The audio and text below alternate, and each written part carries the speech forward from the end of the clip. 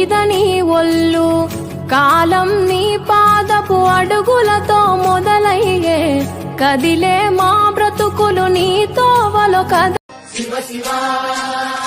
గంగా జలము తెచ్చి నీకు అభిషేకము చేతునంటే, మరి గంగా బ్రతకమంటూ బ్రతుకునిచ్చి బ్రతకనివ్వవు వివరమేంటయ్యవరు అడిగే